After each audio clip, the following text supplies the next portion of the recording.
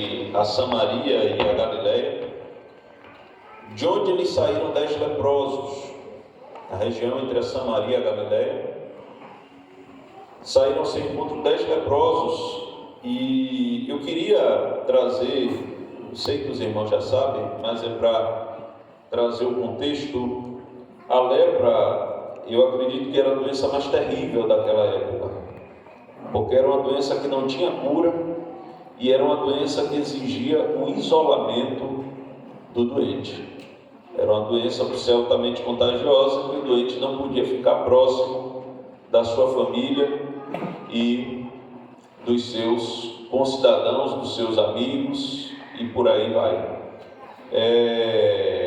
Hoje a lepra é chamada de hanseníase, e é uma doença que tem cura, tem tratamento, e hoje em dia não precisa mais afastar. Mas naquela época, um leproso, ele não podia conviver com outras pessoas. Ele não podia conviver com outras pessoas. E eu trago isso para demonstrar aos irmãos, e o texto de Levítico 13, 45, 46 fala sobre isso, que nem as vestes do leproso seriam aproveitadas, ele era considerado imundo e a sua habitação seria fora do arraial. É assim que diz o texto sagrado, é assim que diz a Bíblia Sagrada. Então o leproso ele ficava afastado.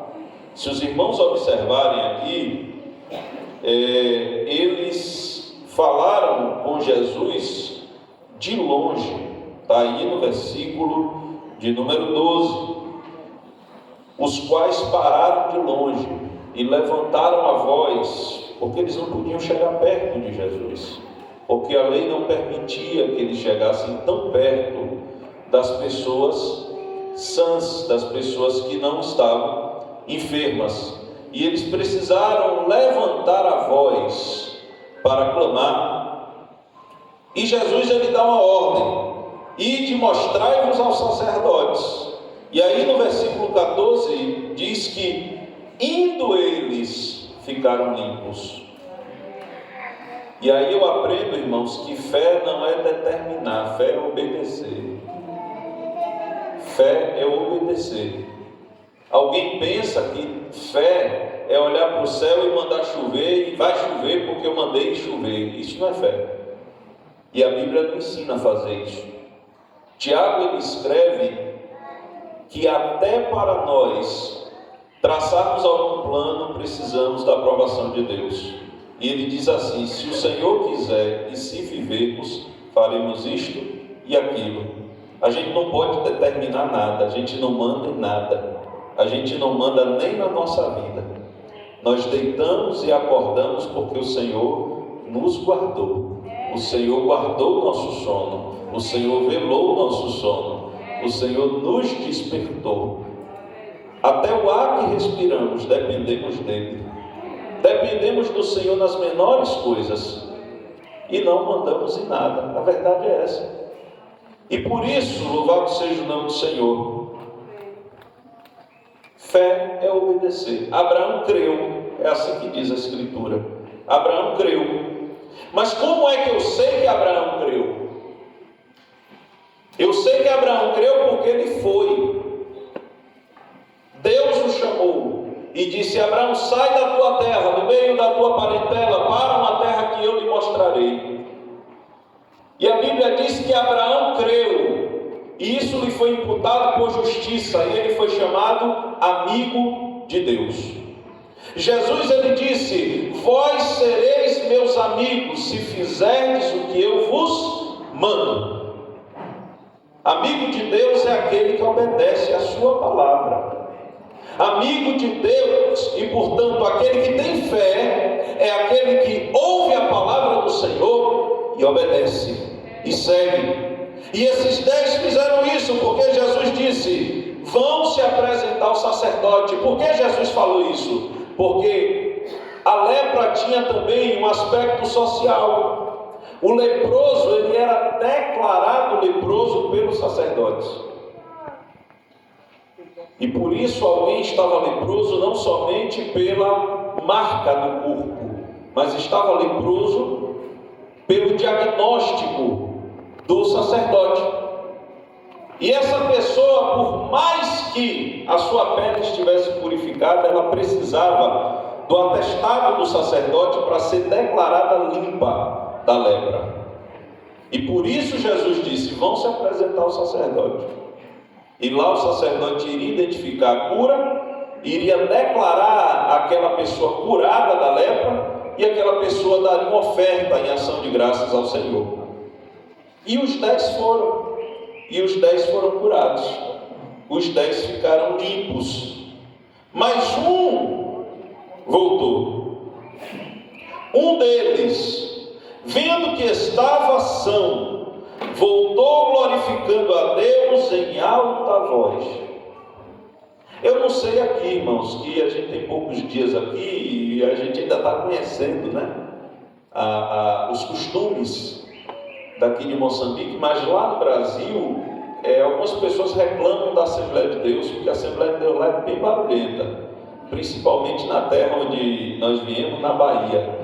O baiano gosta de dar glória a Deus, aleluia, gosta de falar em línguas estranhas, então a gente gosta de glorificar o nome do Senhor. E tem gente que não gosta, tem gente que reclama, porque esse barulho todo, porque esse povo barulhento, porque esse glória a Deus, porque esses cânticos. E quando a gente chegou aqui, a gente se alegrou, e a gente se alegra toda vez que vem para o culto, porque vê a alegria dos irmãos, a alegria dos irmãos cantando louvores a Deus, a alegria dos irmãos na hora de ofertar, a alegria dos irmãos na hora da palavra, prestando atenção no que é pregado. A gente se alegra com tudo isso. Sabe por quê, irmãos? Porque quem recebe da parte de Deus volta, e é grato, volta adorando ao seu nome. E muitas vezes a bênção é tão grande que ele volta falando em voz alta mesmo: só o Senhor é Deus,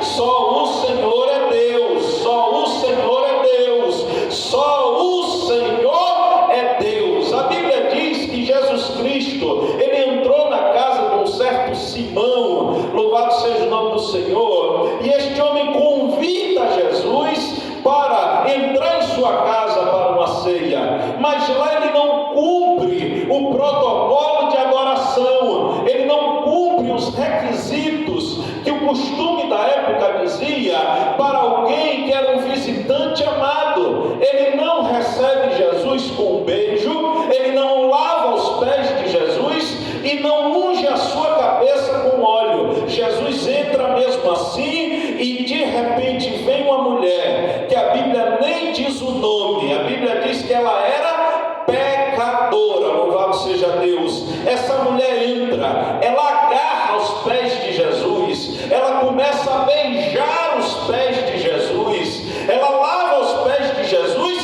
com as suas lágrimas e enxuga com os seus cabelos. E aquele homem, ele fica apavorado, ele começa a murmurar, dizendo: se este fosse profeta, não teria se deixado tocar, porque esta mulher é pecadora. Aí Jesus fala: ei, quem ama mais? Quem é mais perdoado ou quem é menos perdoado? E aquele homem responde: quem é mais perdoado? Jesus aí dá uma aula àquele Simão, dizendo: eu entrei na sua casa, você não beijou o meu rosto, mas esta não para de beijar os meus pés, você não ungiu a minha cabeça com óleo, mas ela unge os meus pés, aleluia. Você não lavou meus pés, não enxugou, mas ela lava com as lágrimas e enxuga com os cabelos. E portanto, porque muitos foram seus pecados e ela muito amou, porque muito amou, muito é perdoado os seus pecados. Eu aprendo com isso que quem tem motivo para adorar e é agradecido, adora, exalta e glorifica o nome daquele que vive e reina para todos sempre. Amém. Glória a Deus. E por isso ele voltou, clamando em voz alta. Ele estava leproso, Ele não podia ter contato com a sua família, ele não podia ter contato com os seus amigos. A sua vida foi parada, foi paralisada por causa da doença. E agora ele estava com atestado de cura. E ele volta glorificando a Deus. E este samaritano que veio para adorar nos ensina, irmãos. Primeiro que a Bíblia Sagrada nos fala que uma das características dos tempos trabalhosos em que vivemos é a ingratidão. A ingratidão. E eu louvo a Deus mais uma vez porque estamos num culto de ação de graças, num culto de gratidão. Porque muita gente por aí é ingrata. Muita gente por aí é ingrata. E a Bíblia fala em 2 Timóteo 3:2 que nesses últimos tempos haveriam homens ingratos. E quem é o ingrato? O ingrato é aquele que reclama do que não tem, em vez de agradecer o que tem. Esse é o ingrato. O ingrato é aquele que nunca enxerga o que Deus fez. Ele só enxerga o que Deus ainda não fez. E tem coisa, irmão, que Deus não fez e não vai fazer, e é para o nosso bem. Paulo disse que tinha um espinho na carne, e ele orou 3 vezes, e o Senhor não concedeu o que Paulo pediu, mas ele respondeu a oração de Paulo, e disse: Paulo, a minha graça te basta, a minha graça te basta. Se preocupe não, que você vai resistir, você vai suportar, você vai enfrentar, você vai vencer. Eu não vou lhe dar o que você está pedindo, mas eu vou lhe dar o que você precisa. Às vezes a gente pede errado, irmão. Não é assim que a Bíblia diz que não sabemos pedir como convém? Não é? Mas o Espírito Santo intercede por nós com gemidos inexprimíveis. Uma vez eu vi alguém pregando e falando sobre isso, dizendo que é como se nós fôssemos procurar um advogado e para levar uma causa ao juiz, e a gente fizesse uma carta escrita toda errada, mas a nossa intenção está ali, e o advogado ele pega essa carta e ele corrige ela toda e coloca nos termos certos e coloca tudo organizado e leva para o juiz. O Espírito Santo de Deus, ele faz isso. A gente não sabe orar como convém, mas ele pega a nossa oração e ele corrige tudo, ele coloca tudo em bons termos e leva para a sala do trono de Deus, intercedendo por nós com gemidos inexprimíveis. Ele leva a nossa petição, ele exclama, ele suplica, e lá está Jesus à destra do Pai, que diz a Bíblia que não para de interceder por nós, e a graça é alcançada mediante a intercessão do Espírito de Deus. Mas o ingrato, ele só reclama. A Bíblia diz em Provérbios 30, versículo 15, que a sanguessuga tem 2 filhas, dá e dá. Porque é aquele, irmãos, que não agradece por nada.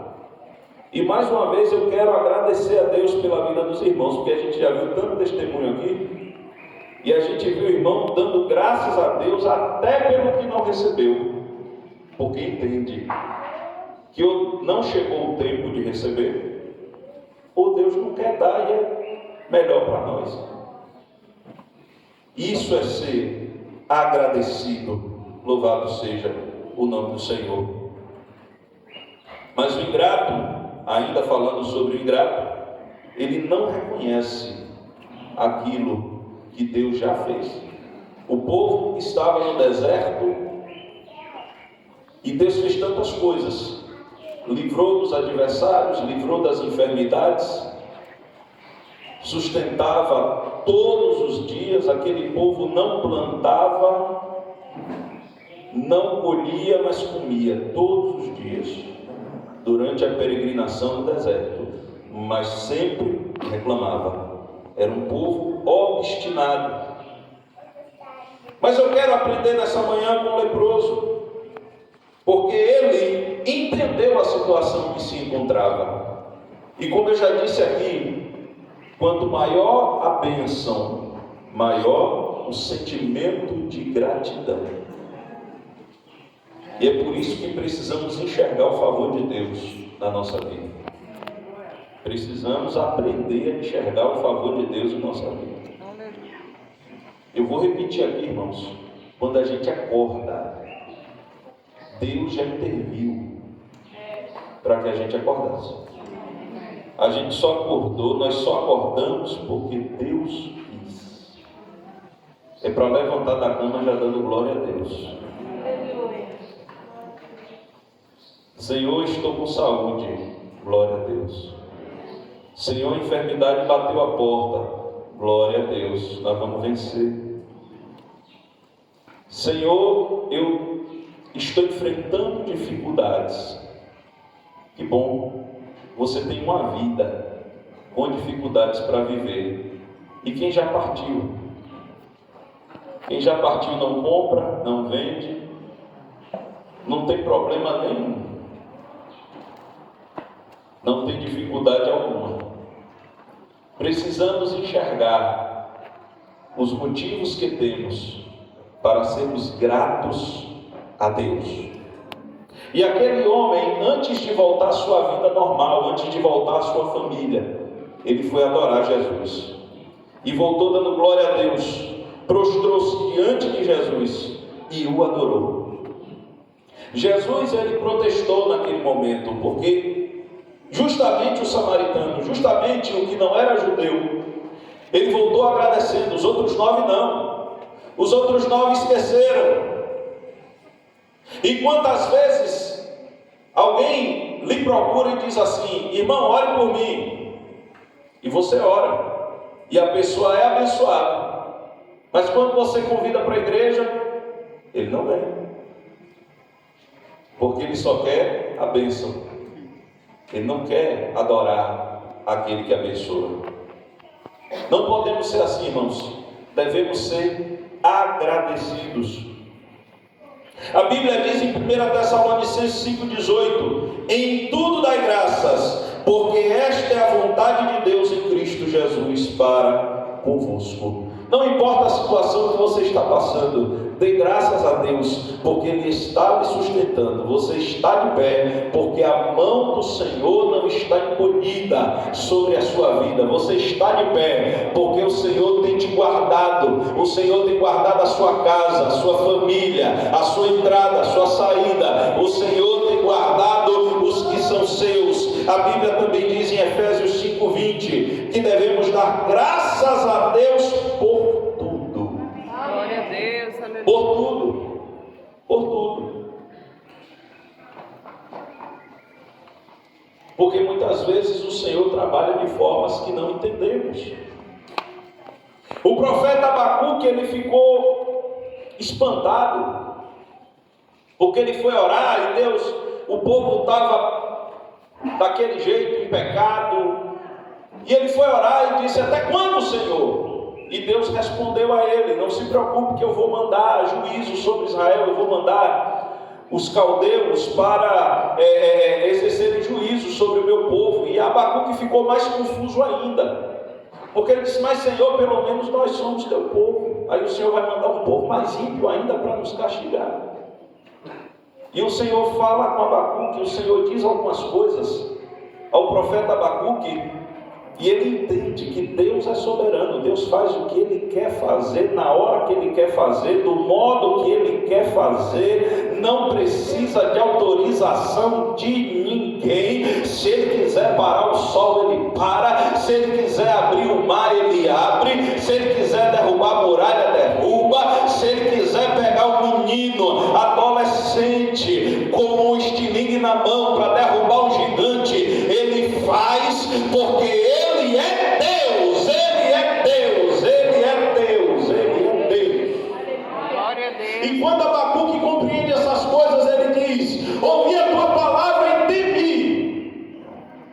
Aviva, Senhor, a tua obra no meio dos anos, e no meio dos anos Justiça notifica. E mais adiante ele diz, antes de pedir na ira, lembra-te da misericórdia.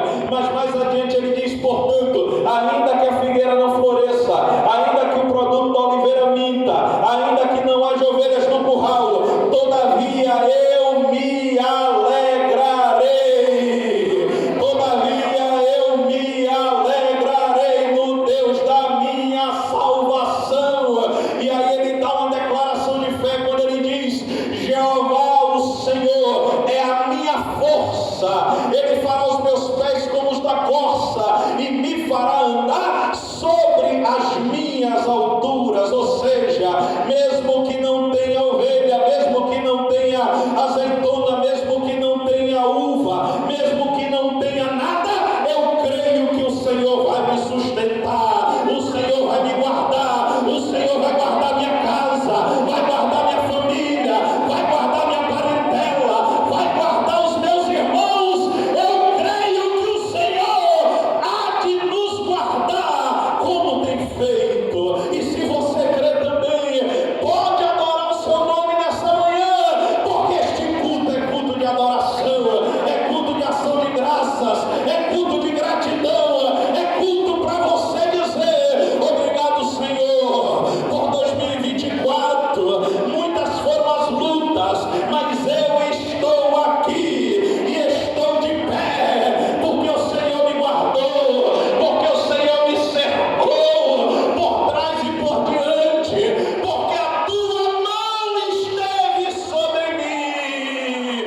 Eu estou aqui, dizendo que só o Senhor é Deus, mesmo com luta, mesmo com tribulação, mesmo com dificuldade, mesmo quem sabe com enfermidade, mesmo com crise, mas estou aqui, alegre, porque Jeová o Senhor é a nossa força, Ele é a sua força, Ele é a sua força, Ele é a sua força.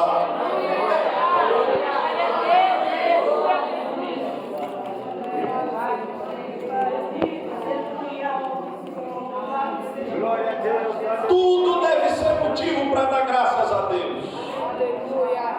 Até o louvor deve ser acompanhado de gratidão. Colossenses 3,16 diz assim: a palavra de Cristo habite em vós abundantemente, em toda a sabedoria, ensinando-vos e admoestando-vos uns aos outros, com salmos, hinos e cânticos espirituais. Agora preste atenção, irmão, cantando ao Senhor. Aleluia, vou repetir, cantando ao Senhor. O seu louvor é para Ele. E como é que deve ser o seu louvor para Ele? Cantando ao Senhor com graça em vosso coração. Cantando ao Senhor com graça em vosso coração. Se tiver graça no seu coração, se tiver graça no seu coração, vai ter graça nos seus lábios. Se tiver graça no coração, vai ter graça nos louvores. Se tiver graça no coração, vai cantar para Ele em gratidão.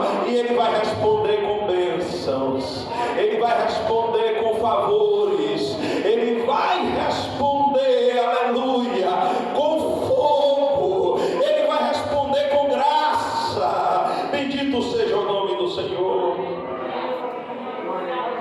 Gratidão na oração também. Colossenses 4,2 diz: perseverai em oração, velando nela com ação de graças. Orar com o coração agradecido. Quem vai orar com o coração agradecido, agradece primeiro para depois pedir.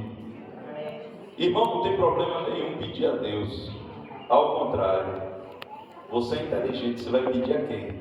Ao Rei do Universo. É Ele que tem bênção para cuidar. Peça mesmo, não tenha vergonha de pedir não. Mas agradeça primeiro. Adore primeiro. Todo mundo que adorou primeiro foi abençoado. Toda a Bíblia, todo mundo que adorou primeiro foi abençoado. A Bíblia diz que Deus é galardoador dos que o buscam. Galardão é recompensa. Quando você dobra o seu joelho para orar, com um coração agradecido, mesmo que você esteja em aflição, Ele ouve o teu clamor e entra com providência. Mas nunca entre na presença de Deus cobrando como se Ele lhe devesse alguma coisa. Deus não nos deve nada. Deus não nos deve nada. A Bíblia diz isso. E aí Deus falou a Jó, mas eu quero recitar o hino de adoração do apóstolo Paulo, em Romanos 11. Eu estou encerrando.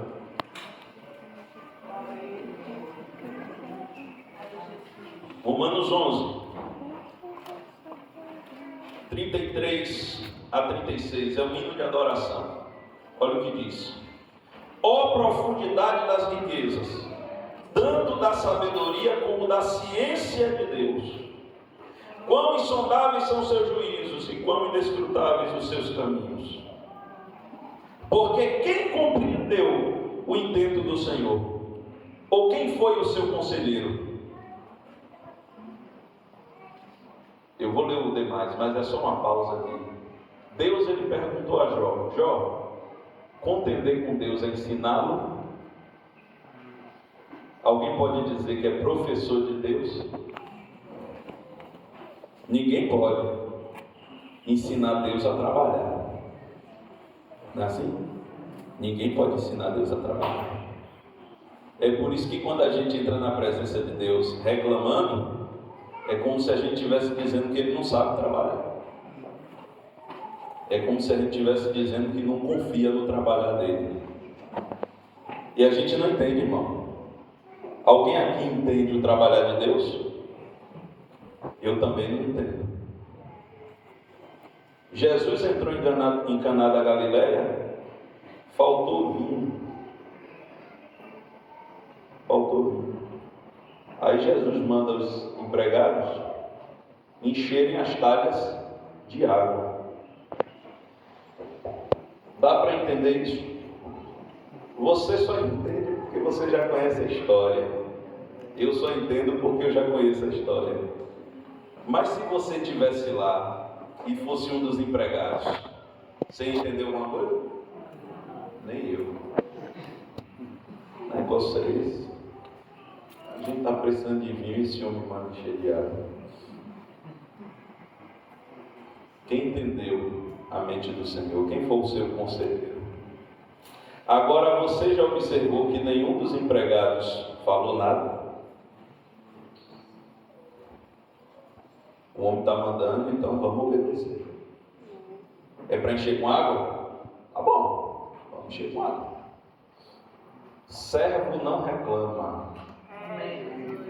Aleluia. Servo faz.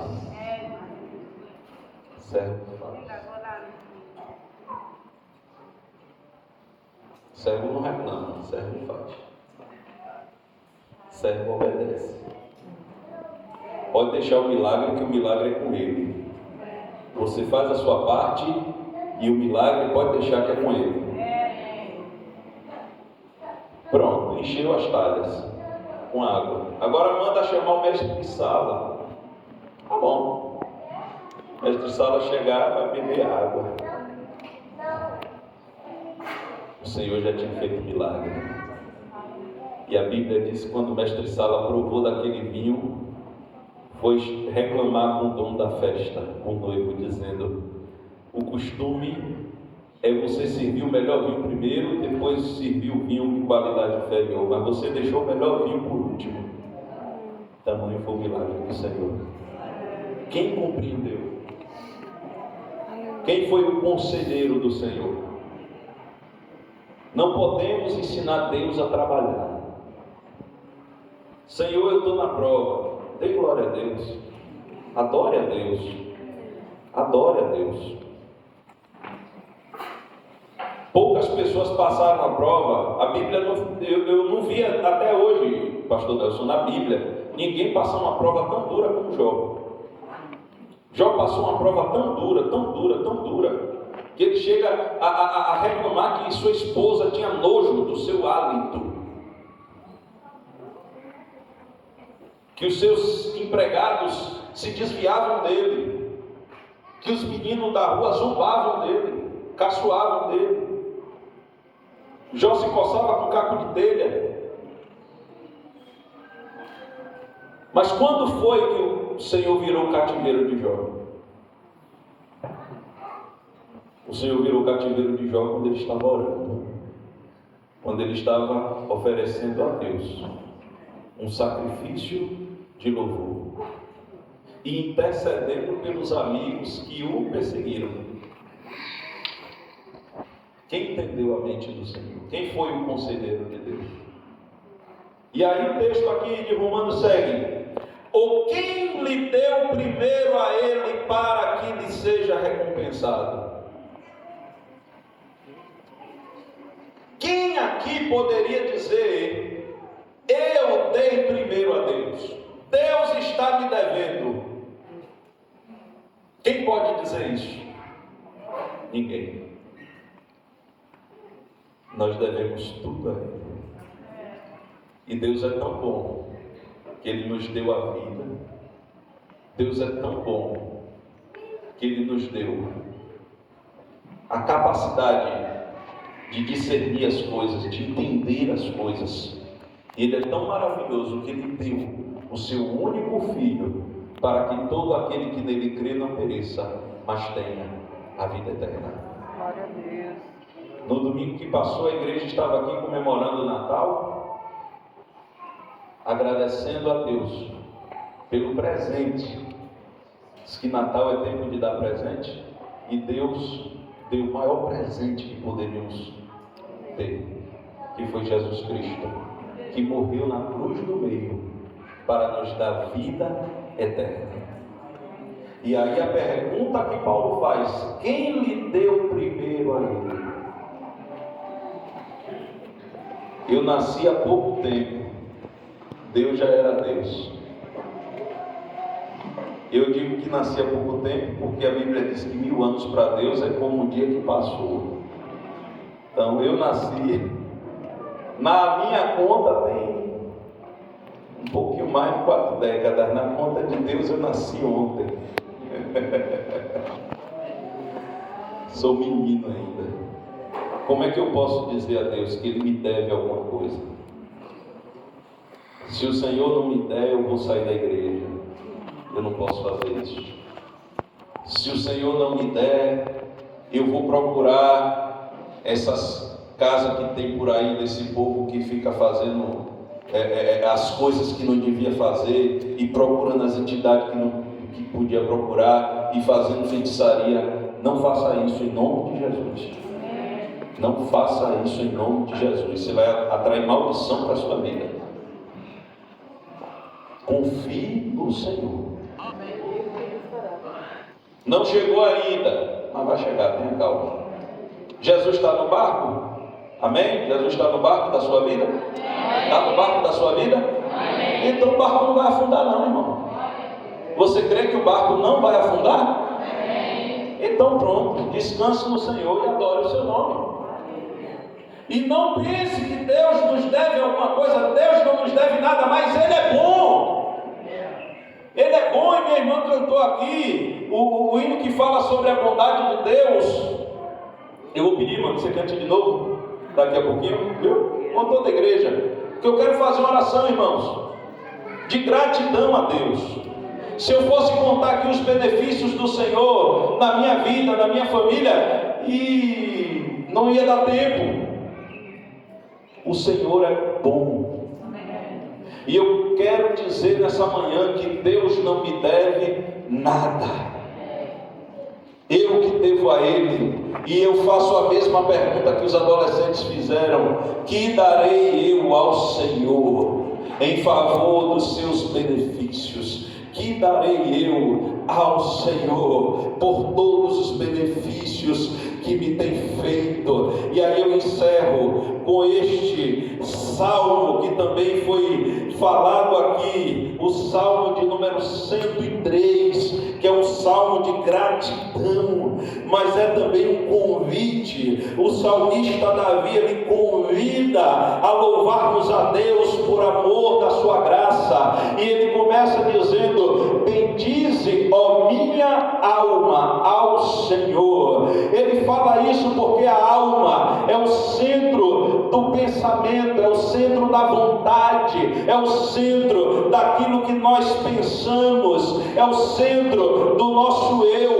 Davi está dizendo: bendize a minha alma, as minhas emoções, os meus pensamentos, os meus desejos. E aí ele complementa: e tudo que há em mim, bendiga o seu santo nome. O meu corpo bendiga a Deus, a minha alma bendiga a Deus, o meu espírito bendiga a Deus, aleluia. Tudo que há em mim, bendiga o seu santo nome. E aí ele segue no verso 2: bendize a minha alma ao Senhor, e não te esqueça de nenhum dos seus benefícios, aleluia. Lembre-se nessa manhã de todos os benefícios que Deus já lhe fez, de tudo que Ele já lhe deu. E se você já aceitou Jesus, eu quero que você lembre também de uma promessa, de uma morada no céu, porque a Bíblia diz que, o apóstolo Paulo fala: para mim tenho por certo que as aflições desse tempo presente não se podem comparar com a glória que em nós há de ser revelada. Ou seja, estamos lutando aqui, quem sabe, estamos chorando aqui, quem sabe, dificuldades, um dia chove, outro dia não chove, um dia está quente, outro dia está frio, um dia sorri, outro dia chora, mas Jesus Cristo, Ele prometeu, aqueles que aceitaram ao seu nome, Ele prometeu: eu tornarei para vos buscar, para que onde eu estiver, estejais vós também, aleluia. Bendize, ó minha alma, ao Senhor, e não esqueça da cruz. Bendize, ó minha alma, ao Senhor, e não te esqueça do sangue de Jesus Cristo, que nos purifica de todo pecado. Bendize, ó minha alma, ao Senhor, e não te esqueça do Espírito Santo, o Espírito da promessa, que habita em nós, que nos batizou, que nos santifica, que nos prepara para o arrebatamento. Bendize, ó minha alma, ao Senhor, e não te esqueça que temos uma casa no céu. Bendize, ó minha alma, ao Senhor, e não te esqueça que vamos entrar no céu pelas portas. Bendize, ó minha alma, ao Senhor, e não te esqueça que no céu vamos receber um novo nome, vamos receber novas vestes, vamos receber a coroa de justiça. Não te esqueça, minha alma, que lá no céu as lágrimas derramadas serão enxugadas. Não te esqueça, minha alma, que lá estaremos eternamente com Ele. Não te esqueça, minha alma, que eu sentarei, você sentará na mesa com Abraão, Isaque, com os profetas, os apóstolos, o nosso Senhor Jesus Cristo, aleluia. Não te esqueça, minha alma, que o teu nome está escrito no livro da vida. Não te esqueça, minha alma, que mesmo aqui o Espírito Santo nos ajuda, o Espírito Santo nos consola, o Espírito Santo nos corrige, o Espírito Santo nos faz andar, o Espírito Santo nos prepara para o encontro com Jesus. Bendize, ó minha alma, ao Senhor, e não te esqueça dos teus benefícios.